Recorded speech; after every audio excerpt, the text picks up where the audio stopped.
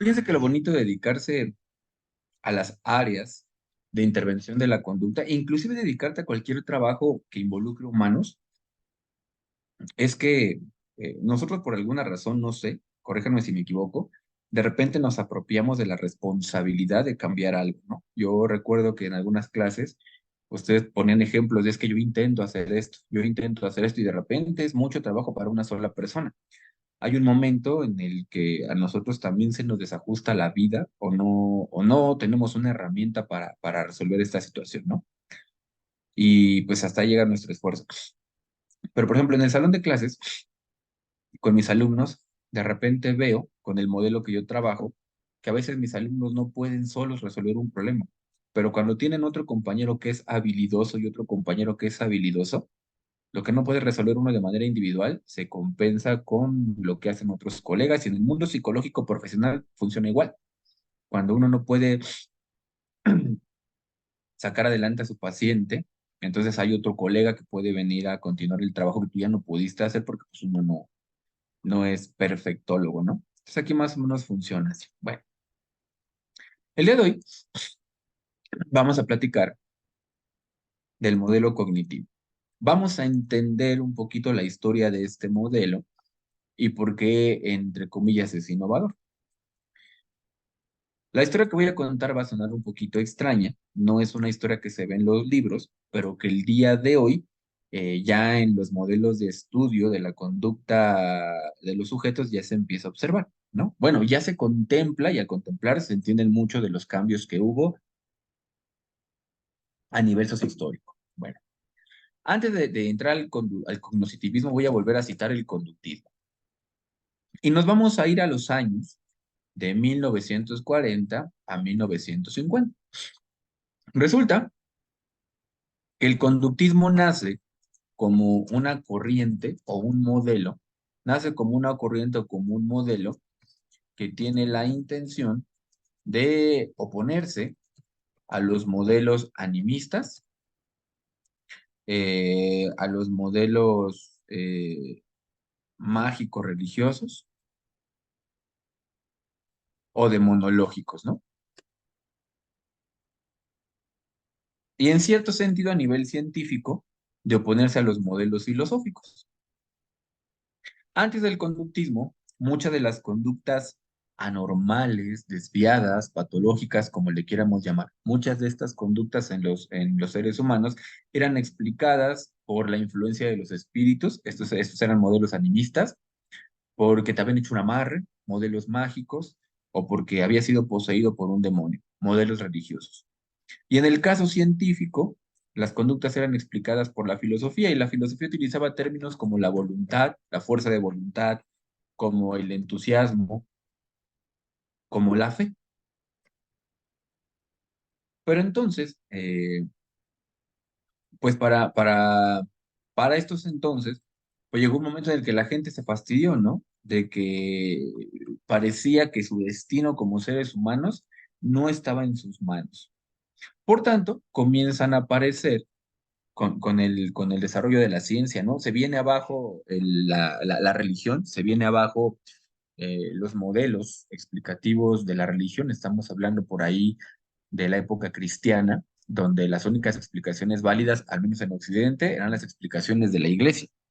Pero viene Martín Lutero hace su movimiento de la Reforma, y con este movimiento de la Reforma empiezan a cuestionar las viejas prácticas religiosas y le quitan el poder a la religión para explicar al hombre y le dan al hombre la obligación de explicarse a sí mismo y aparece el Renacimiento, ¿no? Y después del Renacimiento, bueno, también vendrá la época de la Revolución Industrial, ¿no? Posteriormente. Pero lo que tienen de interesante estos dos momentos es que en el Renacimiento, por ejemplo, empieza a aflorar la medicina. Y como una de las ciencias que estudia la conducta humana y junto con la medicina también empiezan a florecer ciencias exactas. De por sí la matemática, la astronomía, etcétera, pues eran ciencias que ya se practicaban desde hace mucho tiempo y que eran exactas porque tenían la cualidad de poseer un método científico, que ya sabemos los componentes, pero que básicamente se le llamaba científico a todo aquello que era experimentable y que al experimentarlo lo podíamos comprobar. Pues esta misma lógica de experimentar y comprobar se viene a las ciencias médicas y de las ciencias médicas a las ciencias del comportamiento, porque de la medicina se desprende la psiquiatría, ya que comienzan a darse cuenta que muy posiblemente hay enfermedades físicas, sí, que te producen tos, que te producen diarrea, que te producen malestares biológicos, pero parece que también hay enfermedades físicas que te producen cambios de conducta. Y una de las primeras enfermedades físicas que te producían esos cambios de conducta era la histeria. Se presumía que la histeria, que pues era una enfermedad que lidiaba a las mujeres y que estaba relacionada con el útero enfermo. Entonces, el tratamiento consistía en reacomodarles el útero o en extraer el útero para que esos cambios de la conducta desaparecieran. Al final de cuentas, la conducta estaba relacionada con algún mal funcionamiento en un órgano del cuerpo. Bueno, pues en todo este movimiento de buscar lo que le llamamos la evidencia, nace la psicología. Y la psicología dice, y antes de la psicología, aquí me voy a los modelos filosóficos, estaba el psicoanálisis, que era una mutación entre medicina y conceptos abstractos que el día de hoy siguen vigentes, pero que la psicología basada en evidencias no reconoce.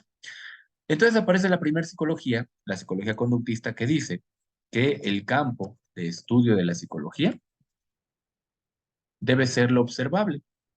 Y en este caso lo observable pues es la conducta.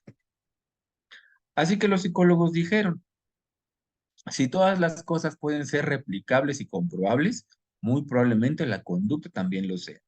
Y aparecen los primeros psicólogos, entre ellos Watson, por ejemplo, que comienzan a interesarse en la conducta humana, pero aquí me detengo. El día de hoy, por ejemplo, vemos psicología clínica, que es la psicología que está enfocada en el bienestar del paciente. Pero las primeras psicologías no tenían un interés clínico. Las primeras psicologías nacen en la guerra, la primera psicología clínica, en la guerra. Resulta que en las guerras mundiales deciden utilizar la ciencia para darle ventaja a las partes involucradas.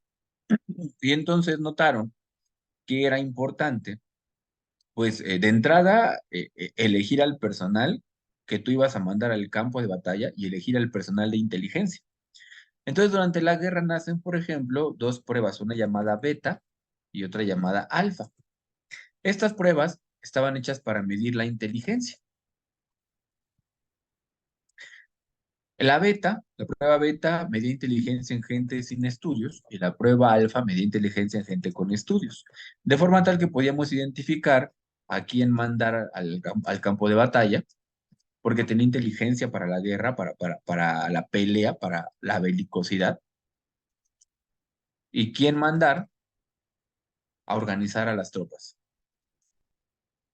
Y notaron que cuando comenzaban a evaluar a estas personas y acomodaban a la gente en el lugar que le correspondía, entonces la probabilidad de ganar una batalla se elevaba. Entonces la psicología, a través de estas pruebas de inteligencia, que estaban más que nada vinculadas a la conducta, porque la inteligencia tuvo muchas definiciones. En este entonces la inteligencia se definía como la capacidad para resolver un problema, pero este problema tenía que ser un problema material, que se resuelve a través de la conducta. Entonces notaron que podíamos prestarle atención a las conductas humanas para identificar las cualidades o las conductas que una persona capaz para ciertas cosas debe de tener. Y aquí comienzan, por ejemplo, los antecedentes de los perfiles de puesto y los antecedentes de los perfiles de contratación. Aquí empieza. Al final, la guerra se termina. La guerra se termina y pues derivado de la guerra, muchos países terminan en crisis económica. Uno de ellos, Estados Unidos. Resulta que Estados Unidos, al final de cuentas, es uno de los grandes ganadores, pero tiene un problema. Ganamos la guerra, pero quedamos devastadísimos. Antes de la guerra, por decirlo así, antes de la guerra los países tenían pues recursos que podían despilfarrar. Por eso es que a los ejércitos no les importaba trabajar cosas como la calidad y la productividad, sobre todo la calidad. porque teníamos mucho recurso. ¿A qué me refiero? El ejército originalmente se preguntó, ¿cómo podemos hacerle para producir grandes cantidades de avituallamientos, ¿no? Armas y municiones. Pero nunca se preocuparon por la calidad. Digamos que ya en la guerra se dieron cuenta los gringos que esto era importante, porque ellos decían, y antes se pensaba así en la psicología organizacional y en la psicología industrial, se pensaba, bueno, si fabricamos 100 rifles y de esos rifles 20 no funcionan, es aceptable. El control de calidad consistía en reconocer que siempre iba a existir un poco de producto defectuoso. Decía, no pasa nada. ¿Cómo lo compensamos? Hacemos la devolución del dinero o cambiamos esos rifles por rifles nuevos. Y esto era aceptado porque, pues, a final de cuentas, las primeras armas no eran armas que eran producidas en industrias, eran armas producidas por las personas. Pero cuando nos vamos a la guerra nos dimos cuenta que esos 20 rifles eran importantes porque si te fallaba el rifle al momento de estar en la guerra, de eso dependía que tu ejército ganara o perdiera. Entonces comenzaron a preocuparse por la calidad. La calidad es, la productividad es hacer muchas armas y la calidad es hacerlas de buena calidad. Entonces no solamente las armas y las municiones. Y aquí también nace la psicología industrial, que se encarga de revisar los procesos que se tienen que seguir para producir grandes cantidades y con buena calidad, ¿no? Productividad y calidad. Bueno, pues de aquí se acaba la guerra, se acaban también los recursos económicos como para despilfarrar, y ahora las empresas se enfrentan al problema, las empresas se enfrentan al problema de que ya no pueden despilfarrar dinero, que ahora sí es importante hacer valer cada peso, en este caso cada dólar que teníamos a la mano. Así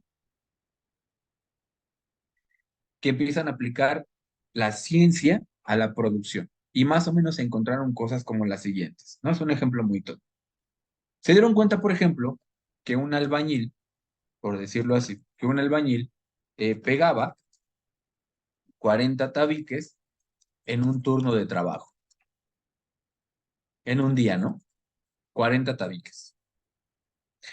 Y los psicólogos se preguntaron, porque ya estaban utilizando el conductismo. El conductismo fue utilizado a nivel empresarial para preguntarse cómo hacer que la gente hiciera más a cambio de menos.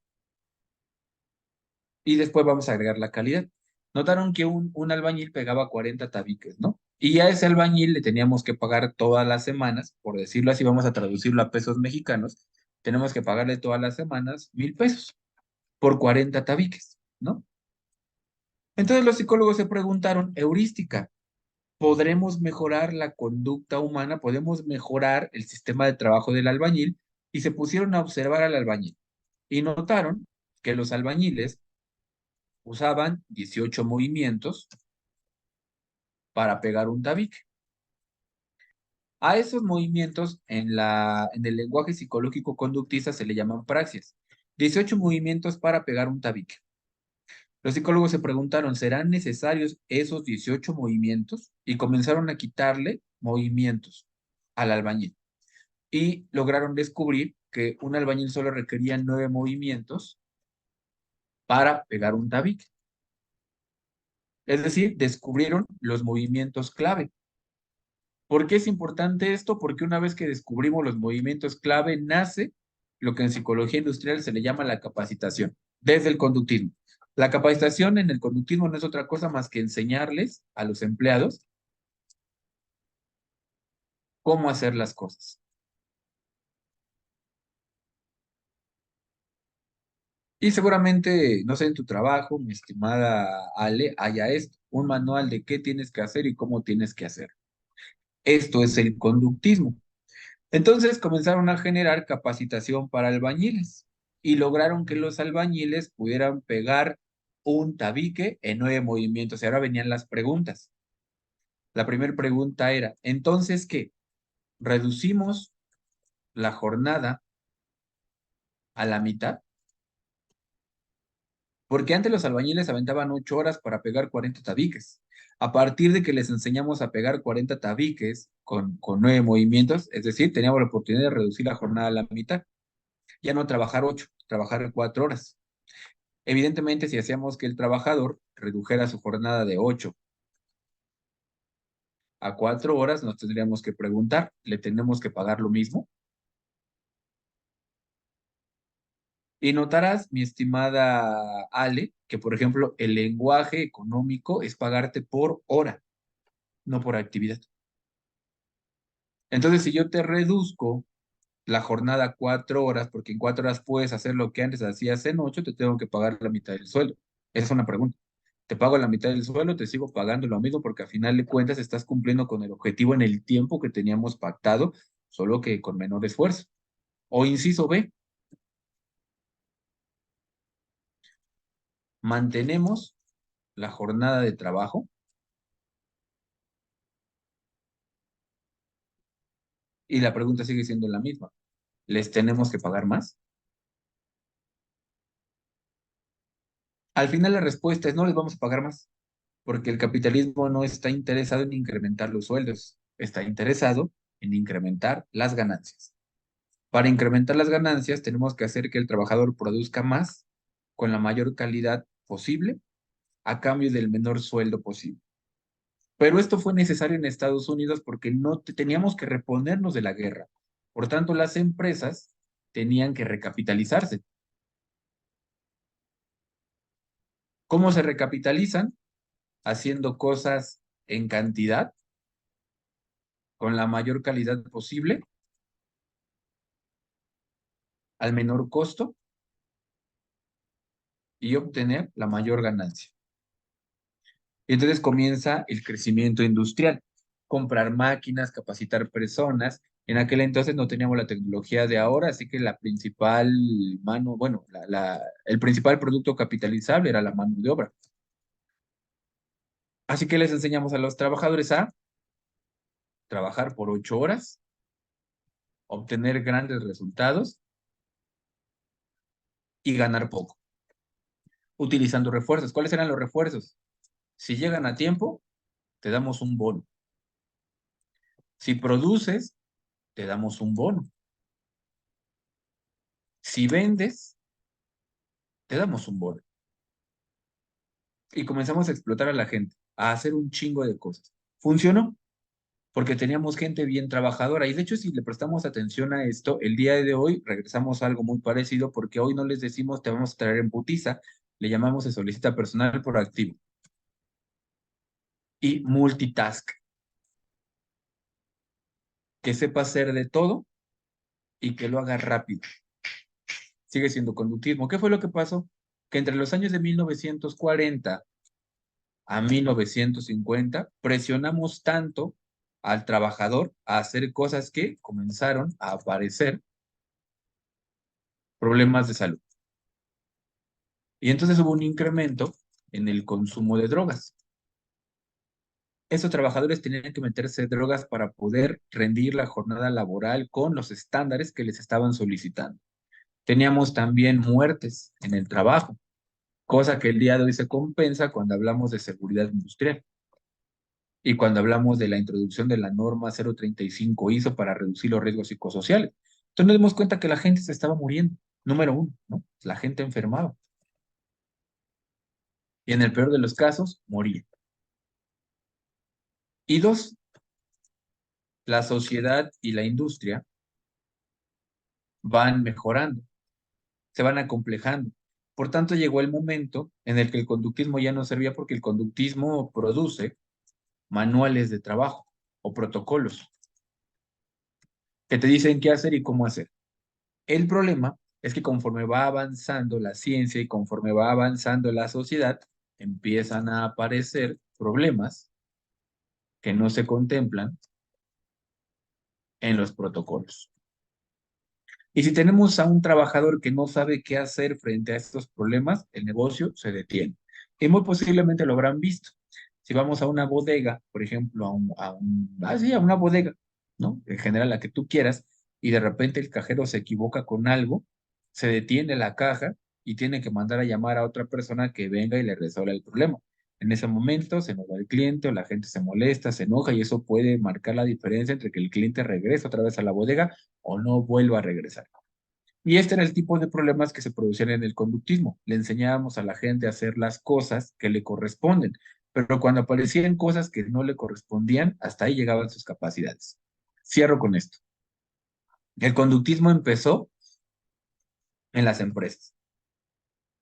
El problema es que la empresa tenía que educar al trabajador y se preguntaron, ¿habrá alguna forma de capacitar al personal para que cuando llegue a la empresa nos cueste menos trabajo introducirlo al trabajo? Sí. ¿Dónde está eso? En la escuela. Y entonces las empresas empezaron a meter las manos en los programas de estudio para que la escuela empezara a generar socioeducación, empezara a generar algunas habilidades o competencias que le permitieran a la persona conectar la escuela con la empresa, para que en la empresa no tuviéramos que esforzarnos tanto y gastar tanto recurso capacitando a la persona. Y luego nos preguntamos, bueno, pero ¿podemos mejorar las habilidades del sujeto fuera de la escuela? Y la respuesta fue sí. Entonces generamos conductismo para la familia y luego generamos conductismo para el individuo, que es a lo que ya le llamamos la clínica. Entonces nosotros realmente empezamos al revés. El día de hoy, por ejemplo, asumimos que primero hay que trabajar al individuo para que se integre a la familia. Y la familia es la primera escuela. Si en la familia recibe valores, bla, bla, bla, entonces se va a la escuela. Si en la escuela lo capacitamos bien, entonces lo conectamos al trabajo. Pero eso es el día de hoy. Cuando la psicología conductista empezó de atrás para adelante. Comenzó resolviendo problemas en las empresas. Se dio cuenta que si llevábamos este conocimiento a la escuela, los problemas de las empresas disminuían o eran más fáciles de resolver. Si llevábamos este conocimiento a la familia, los problemas de la escuela disminuían o eran más fáciles de resolver. Y si llevábamos este conocimiento al individuo, los problemas de la familia disminuían y eran más fáciles de resolver. ¿Qué opinas, Ale?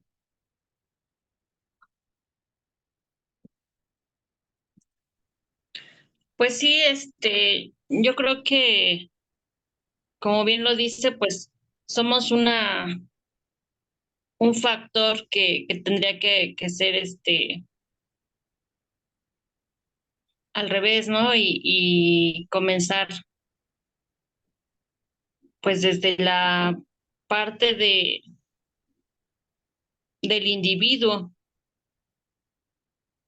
que ahorita, bueno, creo que me enredé. Porque dice que, bueno, ahorita comienza en la escuela, ¿no?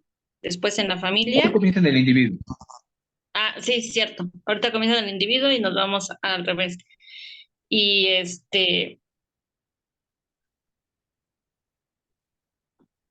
pues sí está como Ajá.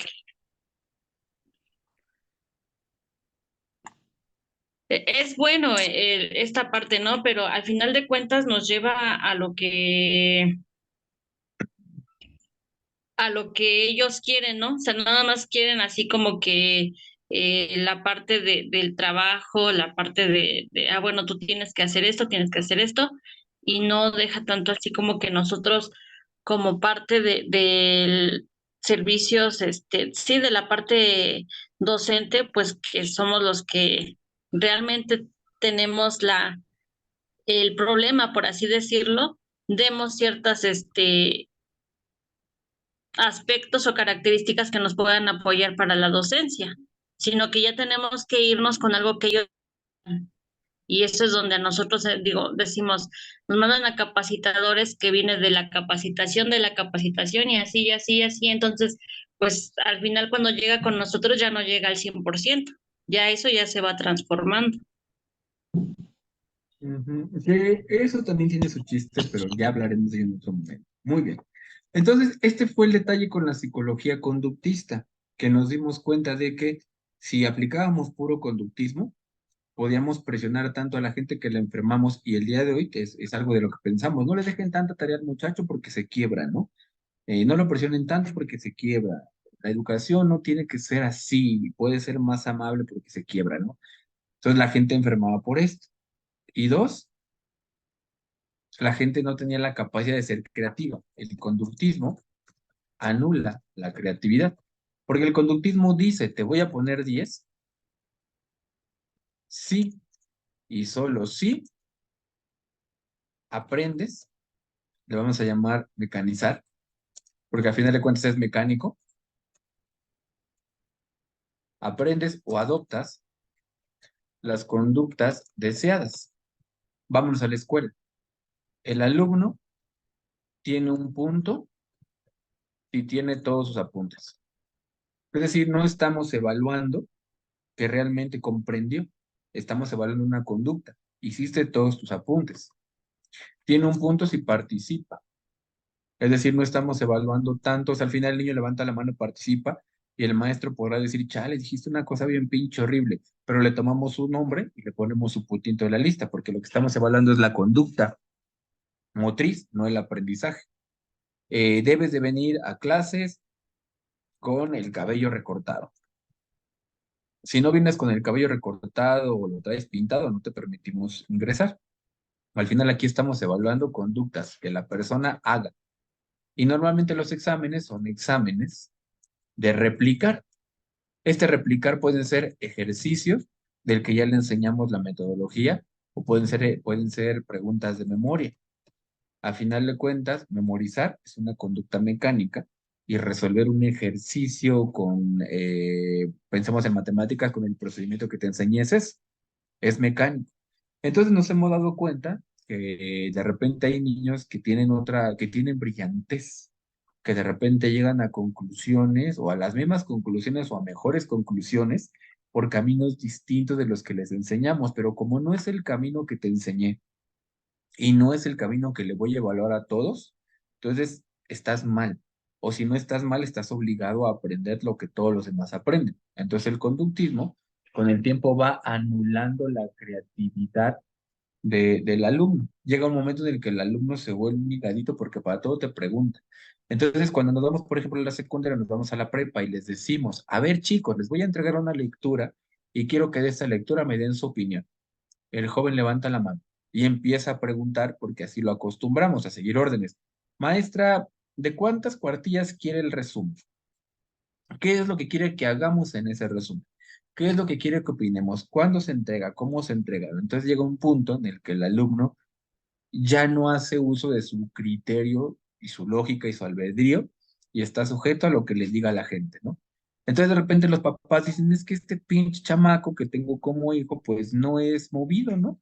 Siempre le tienes que estar diciendo qué hacer, pues sí, porque el modelo educativo que utilizamos en familia y en la escuela es un modelo de decirte qué hacer.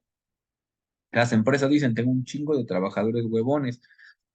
No es que sean huevones, es que a final de cuentas, si los educamos en conductismo, cuando el trabajador acaba lo que le toca, ya no hace más, porque eso es lo que le toca, es conductismo.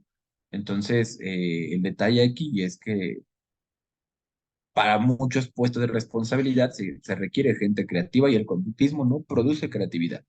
Teníamos algunas situaciones extraordinarias donde el ciudadano, por medios distintos de la educación formal que recibíamos en escuela, en familia, en sociedad, generaban sus propias herramientas y por eso desarrollaban habilidades para tomar decisiones, ¿no? Pero de no ser por esas variables extraordinarias que aparecían, muchas personas hubieran estado impedidas a ocupar puestos de trabajo, ¿no? Bueno,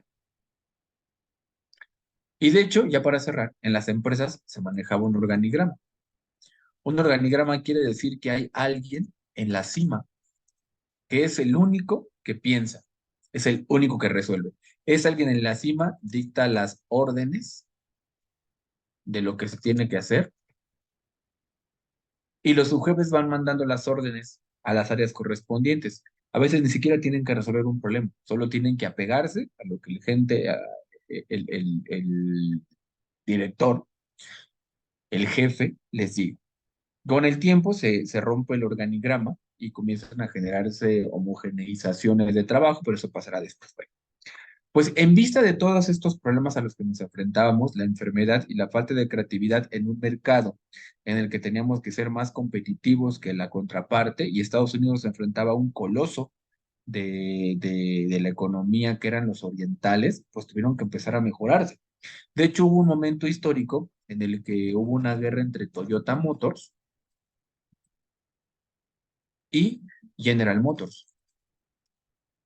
La historia es breve. General Motors quiebra. General Motors utilizaba el modelo conductista para motivar a sus trabajadores a chambear y les daba premios económicos, ¿no? El problema es que para ganarte esos premios económicos tenías que competir con los demás. La competencia llegó a un grado tan elevado que comenzó a generar enemistades entre las personas. Yo empezaba a ver cómo le ponía el pie al otro para que el otro no me arrebasara y a mí me dieran el premio y a ti no, porque la empresa no puede estar premiando a todo el mundo, premia a los mejores, ¿no? Pero Toyota Motors utilizó el conductismo también, pero un conductismo más humano. Bien, Toyota Motors entendió que el dinero es finito y que no podemos estarles dando dineros a todos.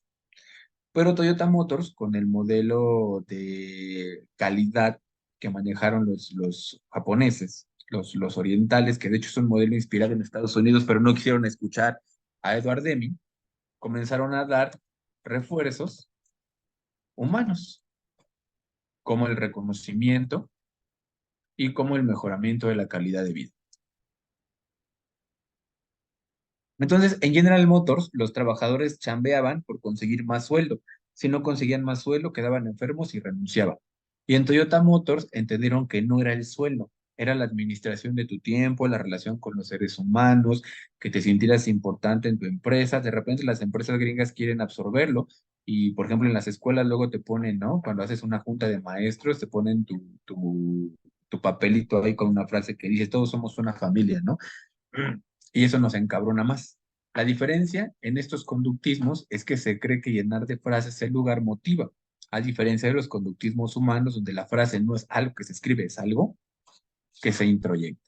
¿Cómo se consigue esta introyección? Pasando al cognoscitivismo. El cognoscitivismo dijo, a ver, tenemos dos problemas. Uno, la gente hace, pero hace obligada. Si está dispuesta a realizar la conducta que tú le solicites, pero hay que básicamente terrorear a la gente. Llega un momento en el que la gente se vuelve convenenciera.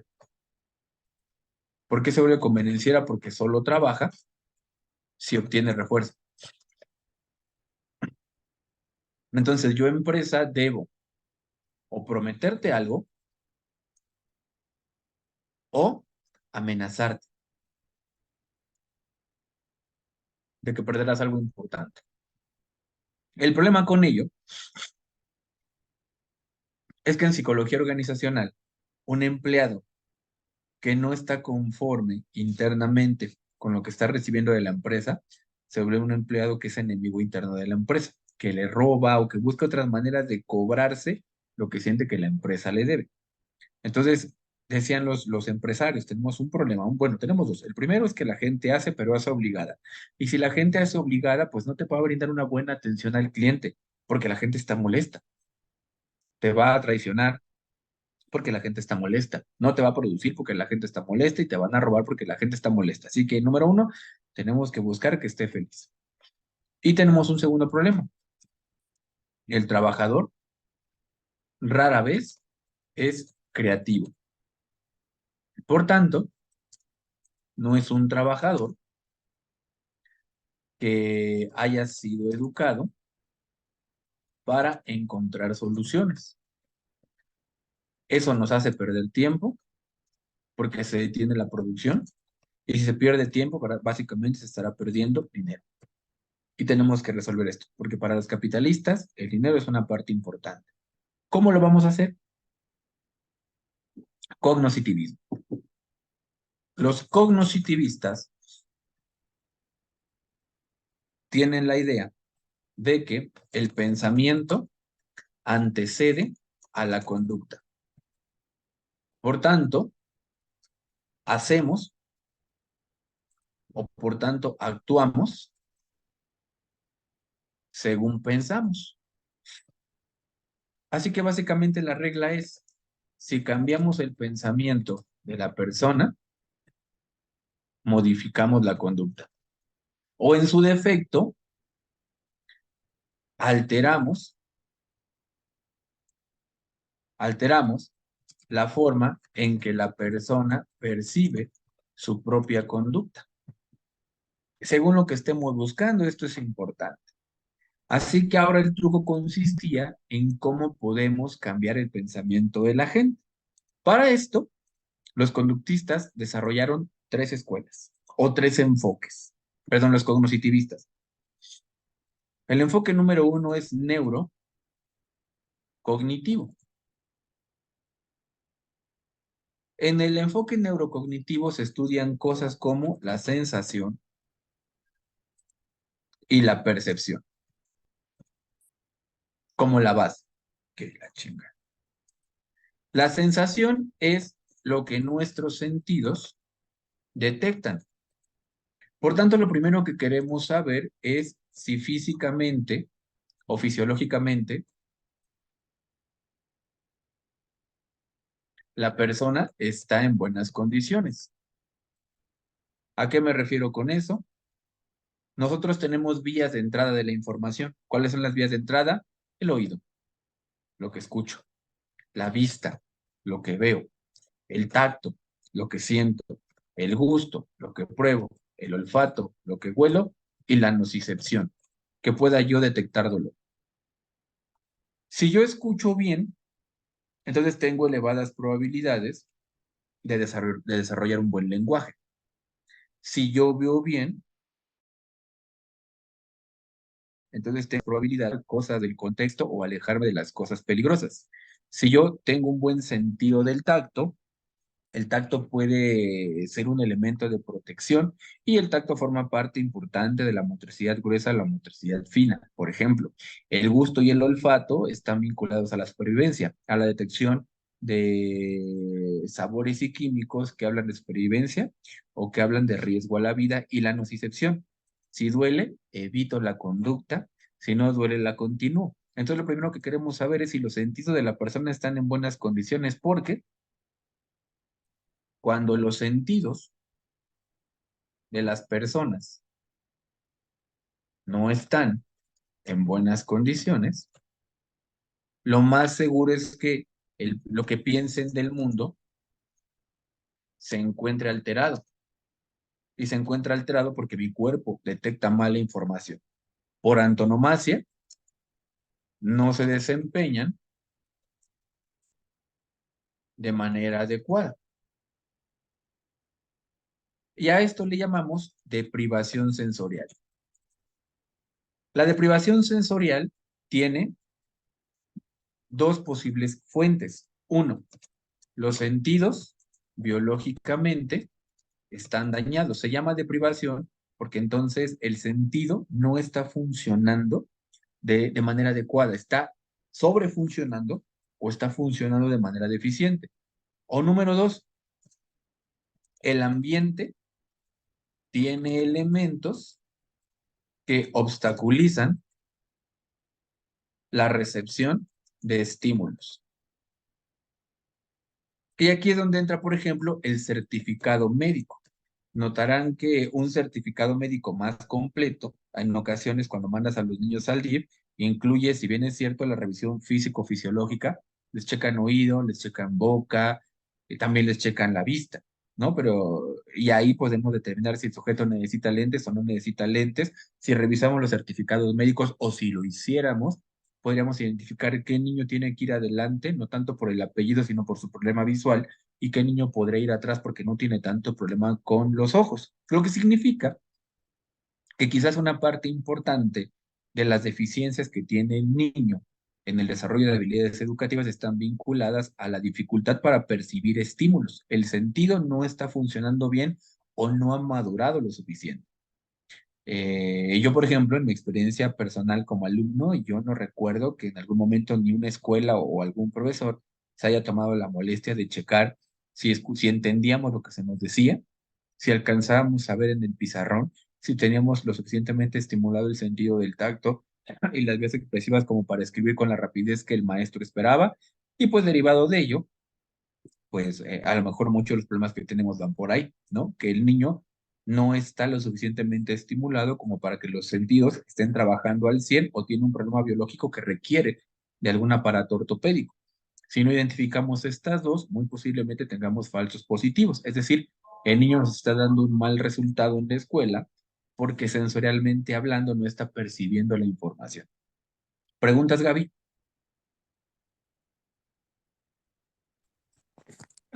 No, no ninguna, maestro. Nada más bueno, me parece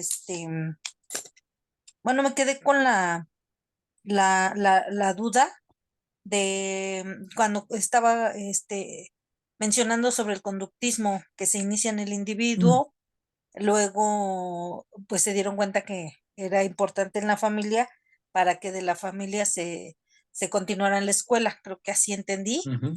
Y Sí. bueno, este, de aquí yo, como ese rato usted lo comentaba, bueno, yo creo que primero era iniciarlo desde la familia, ¿no? Para darle el seguimiento o continuidad en la escuela. Ujú. Solo que en aquel entonces los intereses eran capitalistas, Sí, así que no interesaba tanto la familia, interesaba la empresa y después se dieron cuenta que la empresa iba a requerir de la familia. Por eso a la familia y a la persona la dejaron hasta el último. sí, sí, finalmente pues cada gobierno va haciendo esos, pues viendo las necesidades y siempre ha sido por intereses, este, mm, no de la persona o de la familia, del ser vivo, sino de interés, como dice, capitalista, ¿no? Que tengan ingresos y sí dejan en segundo término a la familia y obviamente a las personas. Y pues sí, al final de cuentas, el buscar los estímulos, ¿no? Que es la parte que pues que motive al individuo para que rinda lo que debe de rendir. Y bueno, ahorita lo que comenta de la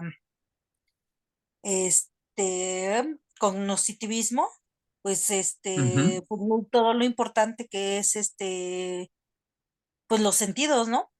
Del el tacto, olfato, que gracias a, bueno, de esto, quiero pensar que se da también con el tiempo, la parte de las, ay, se me fue el nombre, de los estilos de aprendizaje. ujú. Ujú, Así es. Y están sí, vinculados a nuestros sentidos. ujú, sí, sí, Y pues aquí, hasta por ahí. ejemplo, Gaby, Ajá, es una sugerencia muy tonta, ¿no? De repente los maestros incluimos exámenes diagnósticos y casi siempre nuestro examen diagnóstico es de qué es lo que el alumno sabe. Pero sería interesante, a lo mejor, en psicología hay una cosa a la que le llaman la prueba del valero. La prueba del valero es prueba del lenguaje. Y una parte de la prueba del valero consiste en que al alumno se le dictan palabras y él las tiene que replicar. El presupuesto es que el niño desarrolla buen lenguaje si domina o si reconoce cierta cantidad de palabras que se supone que por la edad que tiene ya debería conocer, ¿no? Podemos aquí hacer una variación con una técnica. A lo mejor un día podemos agarrar la prueba del valero, ponemos a un grupo de alumnos en diferentes lugares del salón y les dictamos las palabras y calificamos. A la otra semana los cambiamos de lugar en el salón, volvemos a aplicar la prueba y la calificamos y a la otra semana volvemos a mover a los alumnos de salón y ahí podríamos identificar si tenemos niños con problemas auditivos o, en su defecto, si las posiciones en el salón pueden participar de la dificultad para captar estímulos. Porque el maestro habla con voz fuerte, sin duda, sin duda. Pero muy posiblemente en ciertos lugares se forma eco o en ciertos lugares no llega completamente el sonido o cualquier otra cosa podría estar impidiendo que el niño detecte, ¿no? Auditivamente. Lo mismo pasa con la vista. Podemos de repente rotar a los niños en diferentes lugares con relación al pizarrón y poner atención a si cambia la postura, a si entornan los ojos o los abren para poder detectar información, y eso también nos habla de si las posiciones que hay en el salón o las distancias que hay respecto del pizarrón u otras variables podrían estar afectando la capacidad del niño para percibir estímulos. Sobre todo porque se parte del principio de que los niños no tienen una maduración total de sus sentidos. Y esta maduración va a depender, le llamamos sensorial, pero también está conectada con el cerebro. La maduración sensorial va a depender de los estímulos o la estimulación a la que tengan acceso. Entonces, por ejemplo, si hablamos de la vista, por ahí se dice que la vista termina de madurar a los 23 años. Y un niño que, por ejemplo, no tiene experiencias visuales desde la infancia, que obliguen a los ojos a enfrentarse a diferentes situaciones estimulares, suelen tener el problema de que usan lentes de manera prematura. Por ejemplo, este modelo cognitivo, al combinarse con la neuropsicología, nos llevó a un fragmento de una cosa a la que le llamamos psicología del desarrollo. De hecho, en estricto sentido, se llaman ciencias del desarrollo. Lo vamos a llamar así, ciencias del desarrollo. Las ciencias del desarrollo se encargaron de estudiar cómo se desarrolla una persona a lo largo de su vida, en el aspecto físico, social, psicológico, moral, etcétera. Y por ejemplo, estos especialistas de la ciencia del desarrollo se dieron cuenta que cosas como el arrastre, cosas como el gateo y cosas como la caminata están directamente relacionadas con la capacidad visual. Pues durante el gateo y el arrastre principalmente, pues el niño tiene que aprender a coordinarse, ¿no? El niño desarrolla lateralidad cortical, es decir, define un hemisferio dominante y un hemisferio complementario. Por tanto, el día de hoy sabemos que, por ejemplo, un ojo está hecho para mirar dimensiones y otro ojo está hecho para enfocar el objeto, ¿no? Pero este es un trabajo en equipo que hacen los hemisferios. Pues normalmente un niño, bueno, dicen, habría que revisar los neurólogos, que la distancia que existe entre un libro al momento de leer y la distancia que existe entre los ojos, bueno, entre los ojos y el libro, aquí lo puse mal, la distancia que existe entre los ojos y un libro al momento de leer y la distancia que existe entre los ojos y el suelo al momento de aprender a gatear es proporcional. Por tanto, lo que estamos intentando decir es que un niño que gateó y que gateó de calidad tiene menos problemas visuales que un niño que no tuvo la experiencia de gatear. Entonces, aquí vienen los aspectos sensoriales. Si nos vamos a la psicología educativa, estaremos notando que muchas de las deficiencias que tiene el niño están vinculadas posiblemente con los sentidos. Y cuando el niño no puede dar lo que otros niños dan, eso ya empieza a afectar el autoestima, empieza a afectar la conducta, pero en estos casos, o en este caso en particular, el problema empieza a aparecer desde los sentidos. También en este sentido se entiende que las conductas inquietas están vinculadas a la forma en que se estimula al niño. Por ejemplo, un niño que por alguna razón, cuando era bebé, tuvo la experiencia de que no lo dejaron en el suelo para gatear y para arrastrarse, sino que mamá lo tenía en su periquera o la mamá lo traía en el rebozo, pues el niño no podía experimentar su cuerpo con relación al mundo, así que no desarrolló habilidades motrices en la infancia o no está teniendo esa oportunidad, va a tardar más en desarrollarlas. Pero fue un niño que no le quedó de otra más que conocer el mundo a través de la mirada, y miraba para acá, y miraba para allá, y miraba para acá, y miraba para allá. El cerebro tomó nota de eso y le enseñó al niño a adquirir el mundo a partir de la vista. Pues este chamaco que está acostumbrado a apartar su cuerpo del mundo, pero conocer el mundo a partir de la vista, es un chamaco que tú sientas en una silla de escuela y el chamaco está inquieto mirando para todos lados porque así es como su cerebro se programó. Entonces, todas estas experiencias formativas que el niño tuvo pasaron por los sentidos y se programaron en el cerebro. ¿Qué opinas, Ale?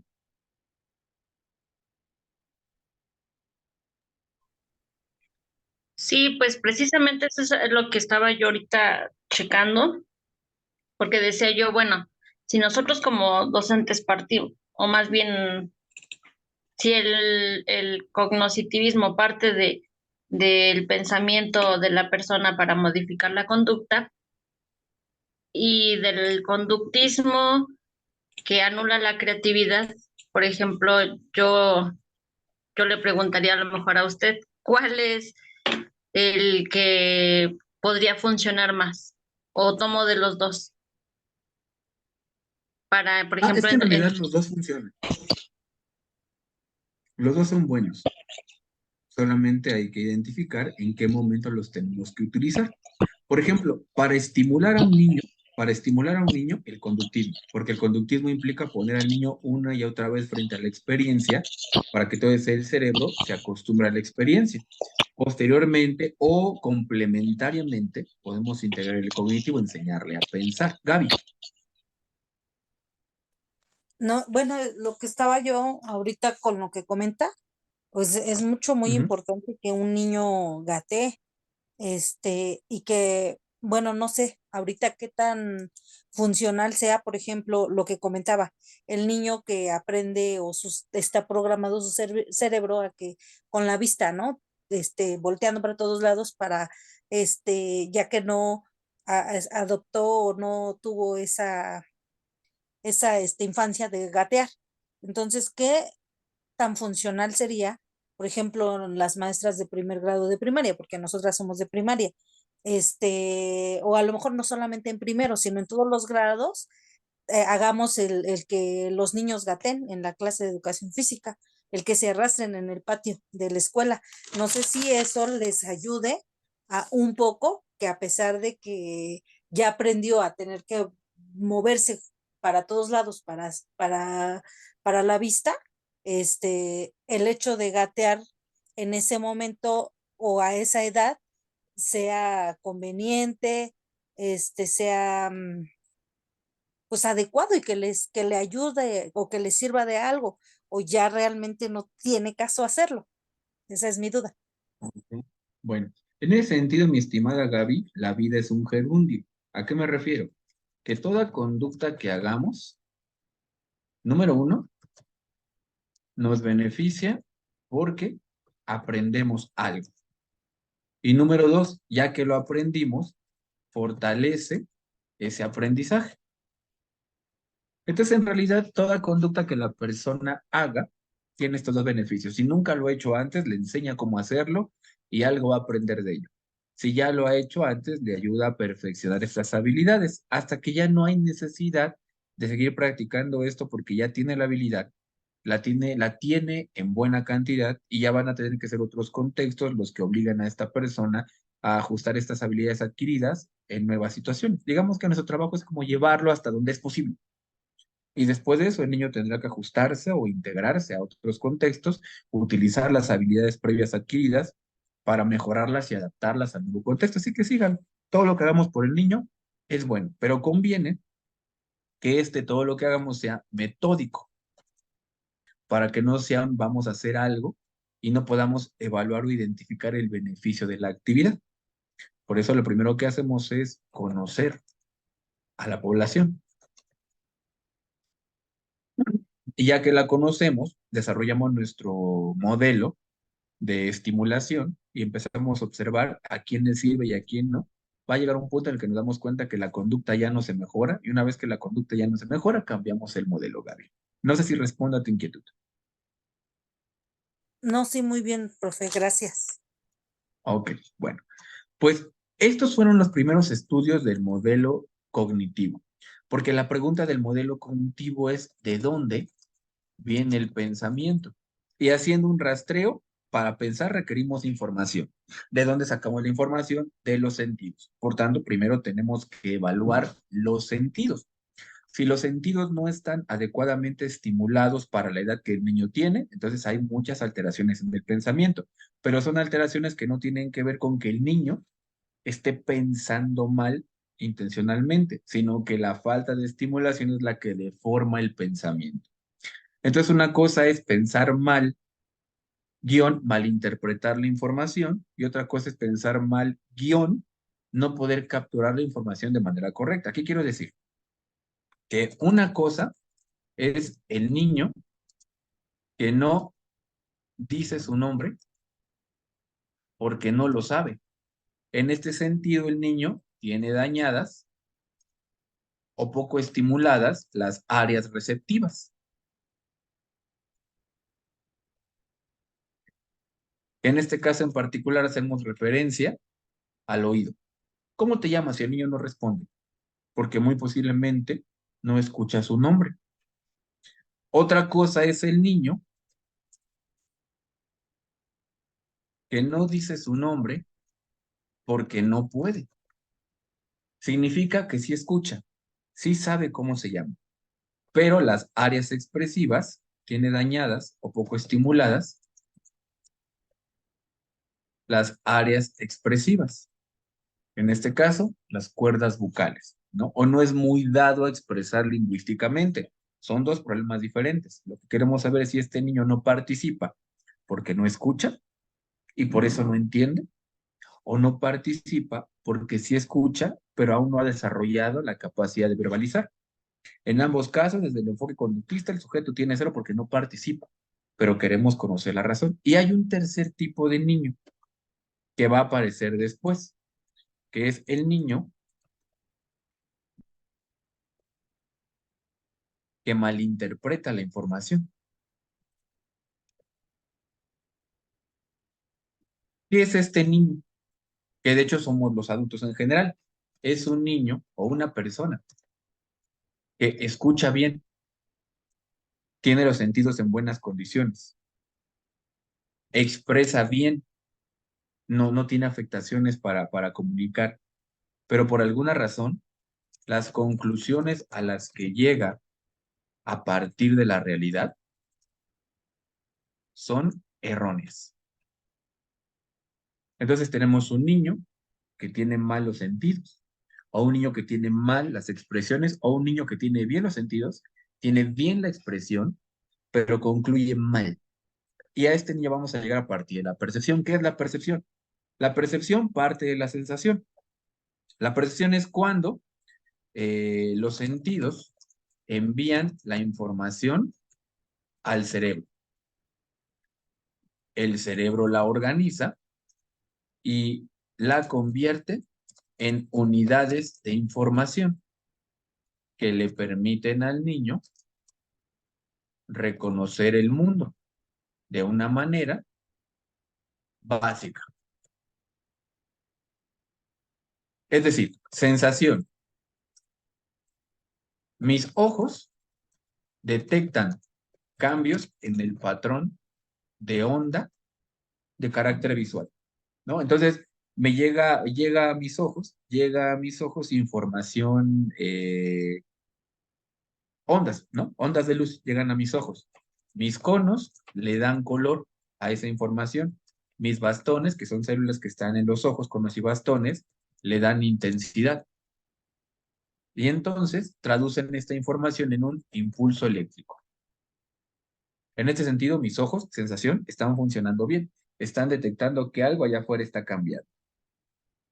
Percepción.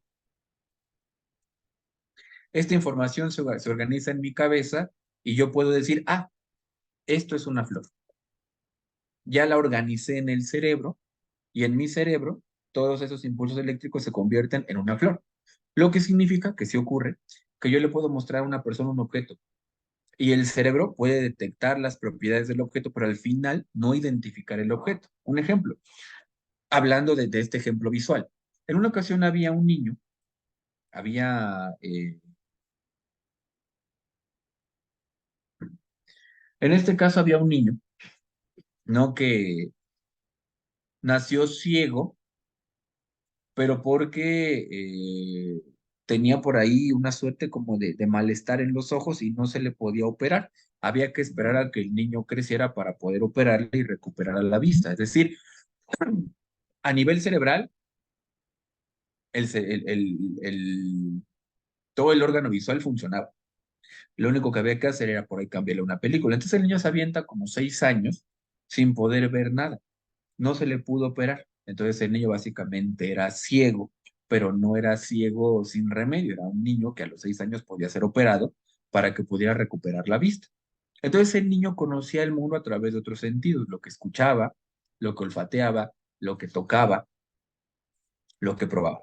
Y a este niño en particular le gustaba mucho la experiencia que le producían las flores, pero él jamás había visto tamaños, jamás había visto formas, jamás había visto colores.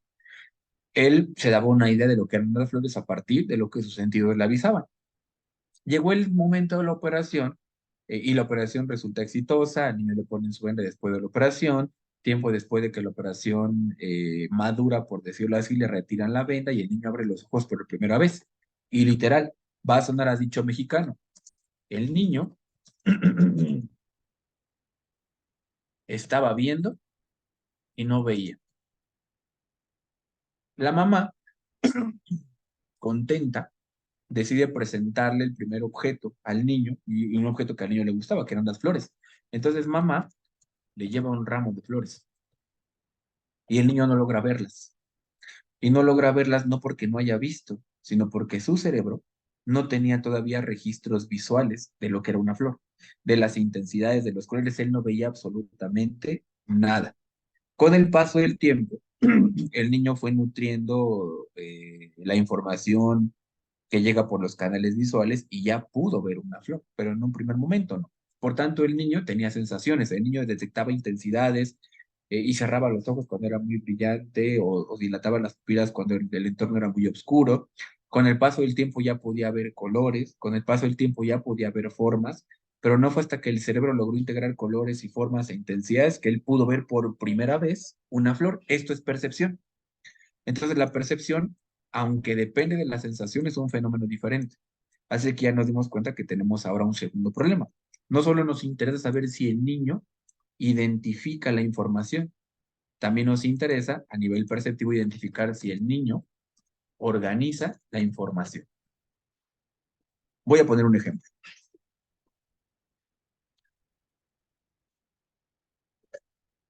Al final de cuentas son dos fenómenos que están combinados. Pensemos en habilidad visual, que es la más fácil de identificar. Un niño que no tiene la suficiente estimulación visual, le podemos escribir la frase: mi mamá me mima. Y en este sentido, para que el niño pueda identificar la frase, vamos a requerir dos cosas. Número uno, que el niño haya tenido experiencia visual. Es decir, que el niño haya tenido la oportunidad de que le estimulemos la vista. Y número dos, la intensidad del estímulo. Por eso es que los libros para niños supuestamente tienen letras grandes. Para nosotros los adultos son letras grandes, pero para el niño la letra grande no es lo suficientemente grande como para ayudarle, si no está muy estimulado, a identificar las pequeñas diferencias entre estímulos. ¿Qué no vamos a encontrar? Que si a este niño yo le escribo en el pizarrón, mi mamá me mima, muy posiblemente su cerebro ve que ahí hay algo, ve que hay una suerte de letras, pero no identifica o en su cabeza no logra organizar las letras de manera correcta y el niño termina escribiendo mi, momo, mo, mimo. ¿Por qué? Porque la habilidad visual del niño y la experiencia que tiene el niño no le han dado todavía las herramientas como para poder identificar esos pequeños detalles que hacen distinta a la A, de la E y de la O. Entonces el niño sensorialmente ve cosas, perceptivamente no tiene la habilidad suficiente como para identificar las características específicas de esa cosa. Razón por la cual con estos niños habrá que trabajar primero con estímulos muy grandes para que el cerebro siga recibiendo información sensorial, pero al mismo tiempo vaya madurando las diferencias que existen entre las letras. Y gradualmente vamos disminuyendo la letra hasta que el niño ya puede leer letras de un cuaderno. ¿Preguntas, Gaby? No, profe, que está claro la información, gracias. ¿Ale? Ok, ok. ¿Ale? No, ninguna, al contrario, me ayudó para apoyarle a un amigo que tenemos. Él es daltónico. Ujú. y apenas se compró, ya tiene, ¿cuántos años tiene? Como 20 años, entre 20 y 25 años. Entonces hasta apenas compró unos lentes que le permiten ver los colores. Entonces, justamente estos, la semana pasada que yo platicaba con él, le digo, ¿a poco no? ¿Qué colores ves? Y me decía, pues no sé. Y yo decía, pues ya aprendes, ya bueno, ya aprendiste a ver los colores, ¿qué colores logras ver? Pero me di cuenta que no conoce los colores como tal porque pasa precisamente esto, ¿no? De que él tiene que pasar por ese proceso, esa percepción del cerebro para que él pueda identificarlos, tiene que conocer los colores. Entonces le dije, hasta le digo a mi esposo, yo creo que le voy a enseñar los colores para que él ya después pues los conozca y ahora sí sepa identificar cuáles son esos colores que ya puede ver.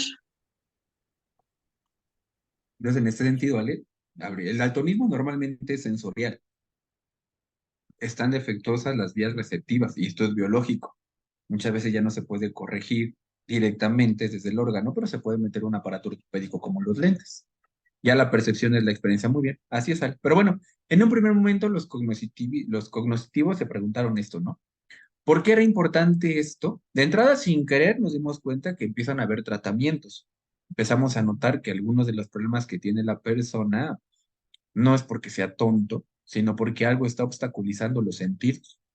No hay la suficiente estimulación, hay un daño o hay un daño biológico o algo está obstaculizando la percepción. No hay suficiente experiencia como para hacerme una idea de las cosas. Esto es lo primero. Y a partir de aquí, de la sensación y la percepción, digamos que lo primero que estos psicólogos hicieron es, pues, definir, por decirlo así, lo que es un ser humano sano.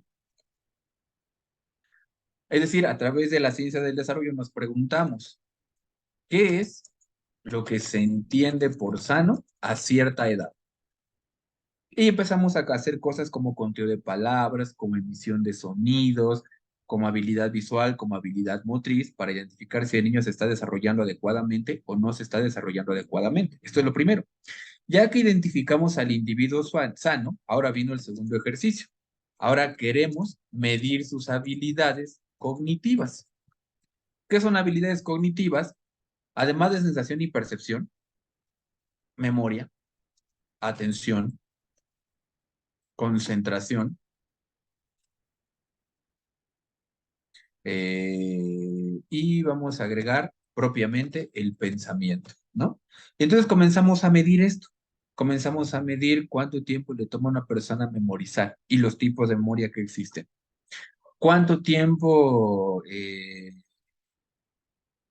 Durante cuánto tiempo estándar una persona puede mantener la atención sobre un objeto y la concentración. Entonces nos dimos cuenta que hay problemas de falta de atención, entendiendo que la atención es prestar interés a los estímulos, darme cuenta que existen, mientras que la concentración es mantener el interés. Y nos dimos cuenta de esto, nos dimos cuenta que hay personas que tienen falta de atención, hay estímulos y no voltean. Seguramente habrán visto niños a los que hay que hablarles una y otra vez y parece que no te escuchan, hasta parece que lo hacen a propósito.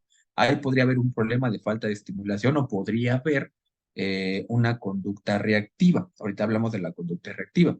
Y hay niños que escuchan el estímulo, voltean y en automático se distraen. Aquí tenemos atención, puede identificar el estímulo, pero no tenemos concentración. Entonces notaron que tenemos problemas por falta o tenemos problemas por exceso. Falta de atención, te hablo y no escuchas. Esto, por ejemplo, el TDAH podría tener una combinación entre falta de atención y exceso de atención. Falta de atención porque te hablo y no escuchas. Exceso de atención porque te hablo, me escuchas, pero como estás sobreestimulado, cualquier cosa pequeña que ocurra a tu alrededor atrae tu atención. Entonces no puedes concentrarte, no te puedes mantener aquí. Falta, no lo detecto. Exceso, detecto de más y por eso todo me distrae. Por eso es que el cerebro, con el paso del tiempo, va aprendiendo a hacer una cosa que en los libros de psicología le llaman el fenómeno de la fiesta cóctel. ¿Qué es el fenómeno de la fiesta cóctel? Los psicólogos cognitivistas dicen que el adulto, por ejemplo, se puede ir a una fiesta donde hay música a todo volumen y el cerebro del adulto tiene la capacidad de, en la medida de lo posible, dejar de lado todos aquellos estímulos intrusos y prestar la atención únicamente al estímulo que nos interesa. Seguramente lo han visto en las fiestas. En las fiestas puedes hablar con la persona que tienes adelante, inclusive gritando, y logras detectar lo que esa persona dice y disminuir la intensidad de otros estímulos que nos distraen, ¿no? Entonces, esto es lo que se consigue con la práctica. Por tanto, un niño, pues puede presentar esta situación. O no escucha, o escucha de más que se distrae, o no ve, falta de atención visual, o ve de más que se distrae. Concentración. El niño escucha, pero no puede mantener el interés en el objeto.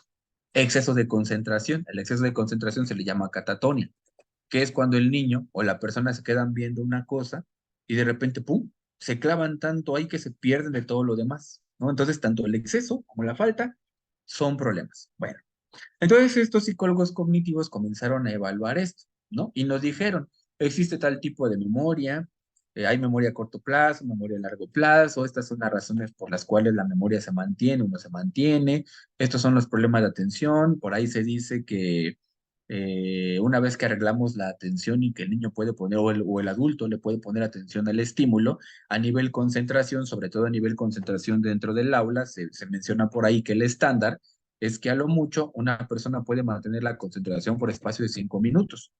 Posterior a esos 5 minutos, antes o después, tiene que distraerse un poco, porque este momento de distracción es el que el cerebro utiliza para asimilar la información. Y esta asimilación tiene dos características. Uno, integrarla a la memoria. Y dos, asociarla con otras informaciones.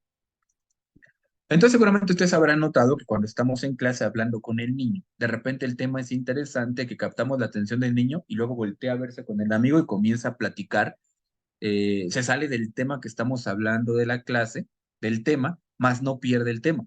Si yo le estoy hablando, por ejemplo, al niño de cómo se desarrolla un huevo, por ejemplo, cómo el huevo se convierte en pollo, de repente el niño comienza a hablar de otros animales distintos, pero es la forma en la que el niño está haciendo contrastes entre el huevo, los animales de huevo y animales de otra especie. Entonces, esta presunta distracción, que en el conductismo es calificada de falta de atención y problemas de conducta, en el cognitivo podría estar vinculada con este ejercicio que hace el niño por encontrar cómo acomodar esta información en el lugar correcto, y a esto se le llama literal, en la teoría, la acomodación y la asimilación. Yo tengo una información nueva y esa información tiene que encontrar lugar en mi experiencia. Si no logro acomodar esta información en mi experiencia, entonces esta información queda flotando y está ahí como información sin sentido. Para que tenga sentido tengo que vincularla a algo. ¿Cómo la vinculo a algo? Aquí le aparecen las leyes de la Gestalt. Lo vinculo a algo porque se parece a otra cosa. Ese es un principio de similitud. Se parece. Lo vinculo a algo porque eh, me da información que me faltaba para comprender otra información más grande. A esto le llamamos principio de cierre. Tenemos nueva información para poder integrar una idea. También podemos tener principios de contraste. Contraste quiere decir, bueno, lo ponemos aquí, que yo puedo saber que esta cosa es una cosa porque es distinta de otra. O principio de oposición, porque esta información la acomodo en cierto lugar de mi cabeza porque es contraria a otra. Entonces, a nivel concentración es normal que las personas de repente nos distraigamos con otras cosas, porque es la oportunidad que tomamos para empezar a asociar esta nueva información con otras informaciones. Te escucho, David, retroaliméntame.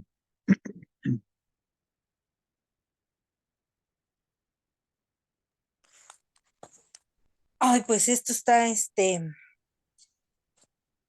interesante, estoy, eh, pues tratando de asimilar porque eh, pues, la falta de atención que a veces tenemos con el alumno, que a veces estamos peleando, a lo mejor el exceso de atención con algunos este, que tenemos que estar ahí, pues tratando de mantener la atención del alumno. A veces, como maestros, a lo mejor no nos damos cuenta si el alumno nos está entendiendo, si está asimilando la información que tenemos. Em, pues esto tenemos que buscar que el alumno esté concentrado. Bueno, la concentración, usted lo decía, es el mantener el interés. Entonces, que nuestros alumnos tengan ese interés por aprender, esa, atención a lo que quieran ellos, bueno, que nosotros logremos esa atención, obviamente porque estén interesados en aprender. Em, mm, ¿Qué otra cosa? Pues creo que nada más.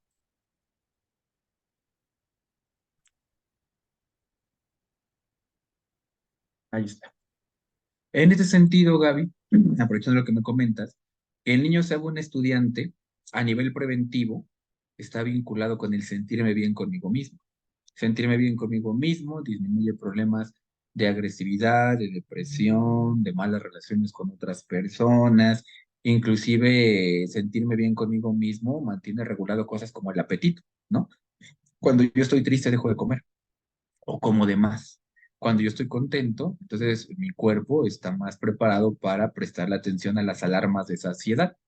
En este sentido, independientemente que es importante que el niño saque 10, ayudarle al niño a mejorar atención, concentración, bla, bla, bla, impacta en la autoimagen que yo tengo y en la imagen que la gente tiene de mí. Y aquí tenemos un elemento preventivo porque ya no veo al otro como mi enemigo, pues no se burla de mí, lo veo como mi amigo porque me ve como igual o me felicita mis habilidades. Y digamos que ese es como el plus, ¿no? Ale, ¿qué opinas? Pues me está gustando porque fíjese que yo creía que el déficit de atención era únicamente por la falta de atención. Y ahorita que menciona que es también puede ser por mayor de atención, no lo había analizado a lo mejor desde esa perspectiva. Yo siempre así como que pensando, a este niño le falta mucha atención en varios aspectos. Entonces, por la experiencia que he tenido alumnos con déficit de atención, pero ahora que lo menciona, dije, tengo que estar también más alerta para detectar alumnos que tienen mucha atención y que también eso nos crea una situación conflictiva dentro del salón. Y pues me está agradando toda esta parte. A lo mejor lo que yo no sé si pudiera a lo mejor o no sé si haya alguna estrategia, algo referente para reforzar habilidades de la memoria, atención, de la concentración, de pensamiento. A lo mejor algunas sí las conozco, pero a lo mejor que nos pudiera dar algunas otras más que no tenemos nosotros como docentes, porque a lo mejor nos vamos con lo básico, ¿no? El juego del memorama, crucigramas, sopas de letras, juegos de atención a lo mejor de de ubicar hay uno que es como de pesca, pero referente a combinar el color con el animal. Y así varias Ujú. actividades, por ejemplo, de concentración y de pensamiento, pues sí, dije, a ver, creo que no hay más, como de percepción, pero no, a lo mejor pudiera darnos algunas más. Sí, existen, mi estimada Ale, pero no es el motivo de este curso. Si nos da tiempo, lo hacemos al final, ¿vale? Sí, sí, sí, está bien. Pero digo, no quiero sonar grosero, o sea, no es el motivo, lo que estamos haciendo es comprender por dónde va. Pues esto fue lo primero que hicieron los cognitivos, ¿no? Queremos saber de dónde viene el pensamiento. Y en el estar buscando nos encontramos con todas estas cosas y dijimos, madre, ¿no? Es complicado. Bueno, Esta es la primera escuela, es más complicada que esto. Aquí nada más estamos mostrando como una carta de presentación de lo que es el modelo cognitivo. Ahora, ya que entendimos la base fisiológica de la cognición, que tiene que ver con los sentidos, que tiene que ver con la... Pero al final de cuentas es una vinculación entre lo que hay afuera y cómo funciona mi cuerpo. Viene la segunda escuela, a la que le llamamos el modelo cognitivo. El primero es neuro, y le llamamos neuro solo por entenderlo, porque cuando tú revisas la literatura no hay esta definición, pero lo hicimos para facilitar. Aparece el modelo de carácter cognitivo psicológico. Es decir, ya sabemos las bases biológicas del pensamiento. Ahora queremos saber cómo una persona se hace de sus propias formas de pensar. Ahora queremos saber esto. Ya nos dimos cuenta que lo primero que tenemos que identificar es si esta forma de pensar que yo tengo se encuentra vinculada o no a una afectación biológica. Porque si yo tengo una afectación biológica en mis sentidos, en mi percepción, si yo no tengo bien trabajada la atención, la memoria y la concentración, pues por obvias razones, mis pensamientos se encuentran afectados por estas variables. Ahora vamos a la otra. ¿Cómo nos hacemos de un pensamiento? Esta segunda escuela parte de una cosa a la que le llamamos la representación. La representación, en términos sencillos, es básicamente la percepción, pero en su componente psicológico. Es decir, la percepción decíamos, esto es una flor. Hasta aquí llega la percepción. El componente psicológico es la flor representa esto para mí. Y hay una historia alrededor de la flor. Puede ser una historia sencilla, tan básica como me gusta, o puede ser una representación compleja de me recuerda la vez que. Entonces partimos de la representación. ¿De dónde viene la representación? ¿No? Al mismo tiempo que estamos teniendo experiencias sensoriales, hay un momento en el que también estamos adquiriendo significados personales. La representación se va a convertir después, bueno, no se va a convertir, se va a ver complementada por la intencionalidad. La intencionalidad básicamente es poder pensar las posibilidades de la representación. Y no solo poder pensarlas, de hecho, antes de poder pensarlas, es poder entenderlas.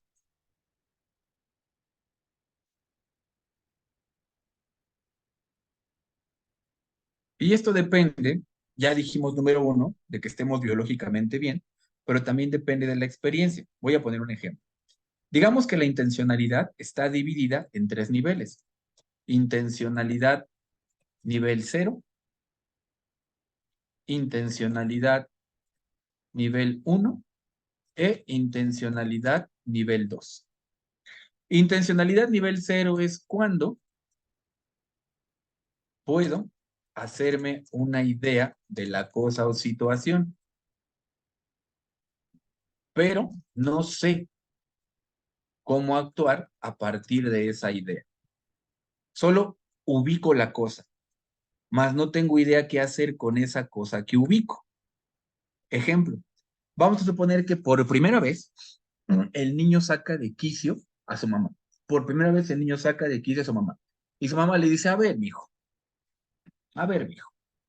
Vamos a suponer que este niño a lo mejor hizo algo que es considerado en su casa como una mala conducta, lo que tú quieras. Vamos a pensar que a lo mejor el niño le echó cloro a la ropa de cuero, sin querer, ¿no? Porque al niño le pareció divertido o en su desconocimiento, ¿no?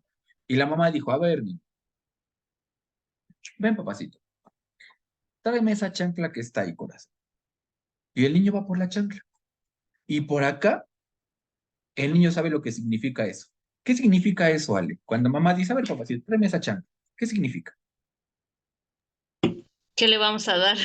Que le vamos a poner en su madre. Pero este niño por acá, el niño entiende que le están pidiendo la chancla.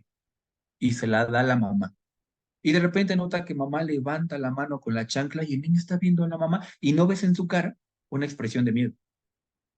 Y de repente el niño comienza a recibir chanclas a diestra y siniestra. Lo único que sabe el niño es que esto duele, que esto me hace sentir mal, pero no entiendo por qué está pasando. Entonces tienes un niño que está sufriendo, pero además está confundido. O sea, me estás pegando. Me queda claro que me estás pegando. Pero ¿por qué? Y como el niño no encuentra un por qué, no encuentra una explicación, no huye, solo llora. Y esto lo podemos ver, por ejemplo, de repente en las relaciones sociales. Oye, mi hijo, pensemos en la víctima de bullying. Pues, ¿por qué dejas que tu compañerito te trate así? O sea, identifico lo que está ocurriendo, pero no tengo todavía un significado para este algo. Es decir, no pude darme cuenta con tiempo que esto puede ser riesgoso y no preparé una estrategia para esta situación.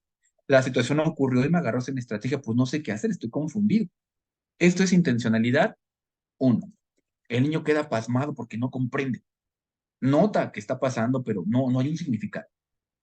Intencionalidad número uno, cuando el niño se hace una idea de la cosa o situación.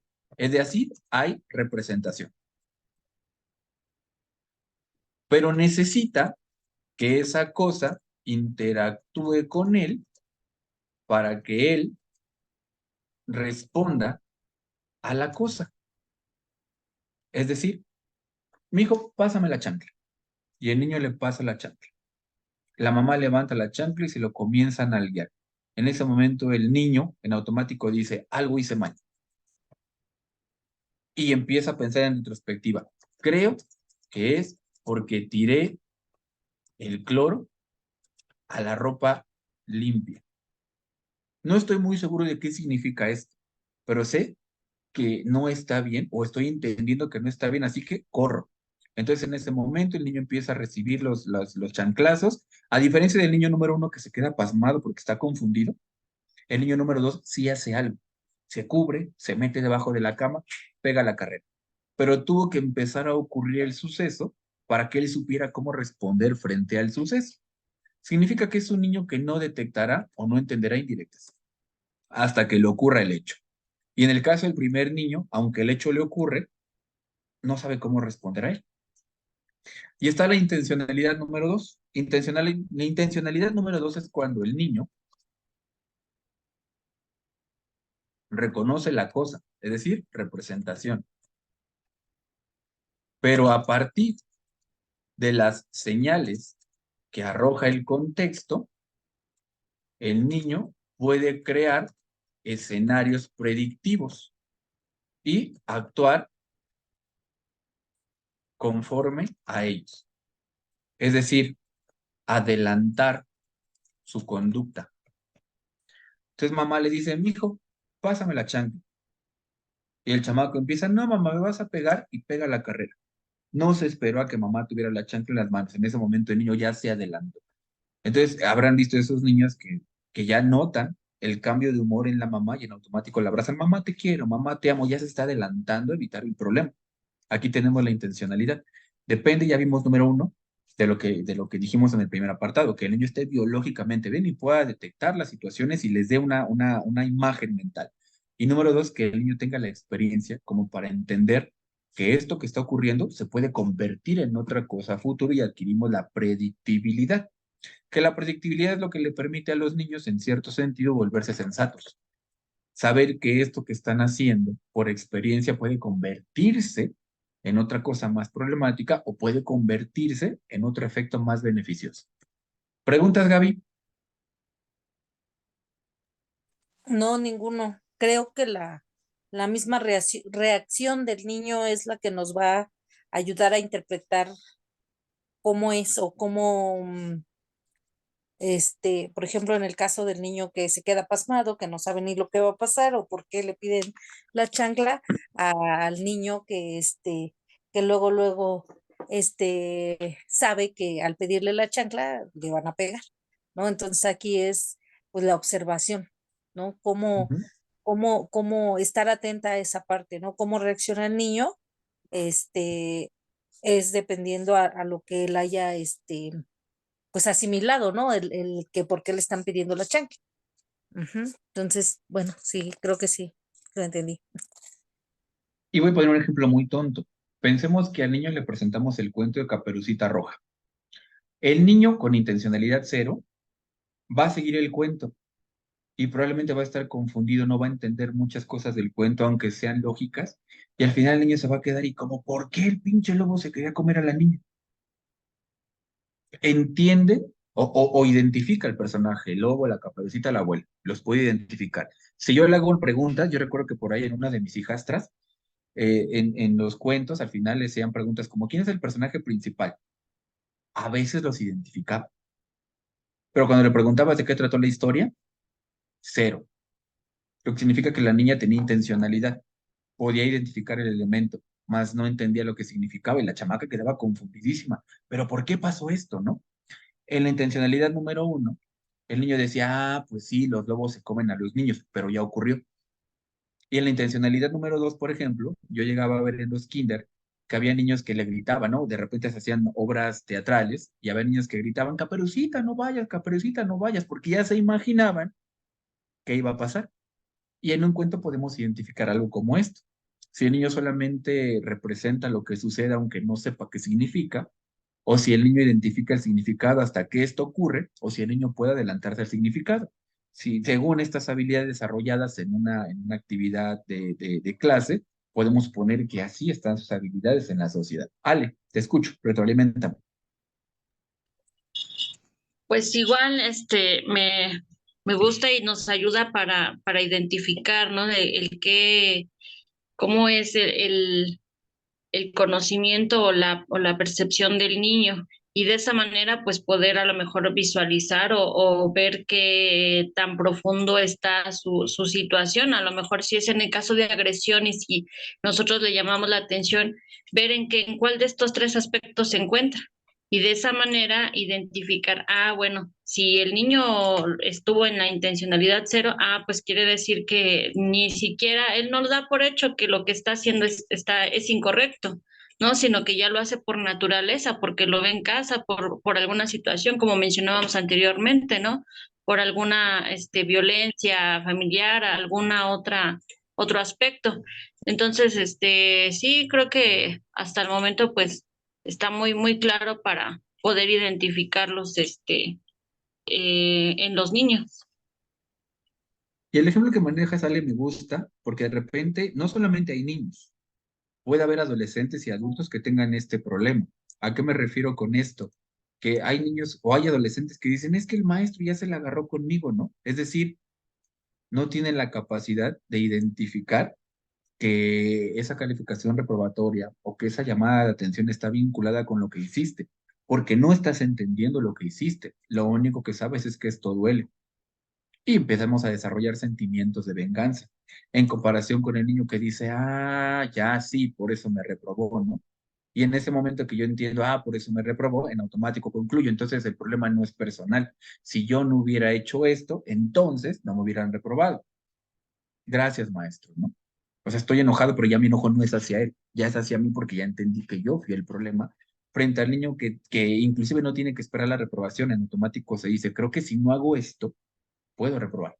Entonces hemos visto, por ejemplo, niños, a lo mejor ustedes lo han hecho, yo lo veo con mis alumnos. Tengo alumnos que según la tarea que les dejo, empiezan a hacer cálculos mentales. Hay alumnos que dicen, esta tarea está muy complicada, pero si esta tarea va a valer lo mismo que cualquier otra tarea, pues esta no la hago. Aunque mi evaluación baje un tanto por ciento, no me afecta tanto, ¿no? Se están adelantando a la toma de decisiones. ¿Les va a afectar la calificación? Sí, pero ellos prefieren centrar su atención en las tareas más fáciles de hacer porque se adelantan. Entonces muchos jóvenes te preguntan, ¿y cuánto va a valer esa tarea? Porque si va a valer lo mismo, ya no te dicen más. Si en su cabeza es, pues, ¿para qué la hago, no? Si vale lo mismo este ejercicio de 40 hojas que un dibujo que me va a pedir más adelante. Aquí tenemos intencionalidad número dos. Entonces, tener la comprensión del mundo, por decirlo así, nos permite tomar decisiones. Y según el nivel y calidad de comprensión del mundo, es el nivel y calidad de mis decisiones. Hay más que decir al respecto, pero lo vamos a dejar hasta aquí por el día de hoy. ¿Preguntas? ¿Dudas? No, ninguna. No, tampoco ninguna. Perfecto. Pues lo dejamos hasta aquí y nos vemos el día jueves. Que pasen bonita noche, descansen y pues que tengan una semana tranquila. Hasta la próxima. Gracias. Gracias. Jesús. Bye. Igualmente. Igualmente, hasta luego. Hasta luego, bye. Bye.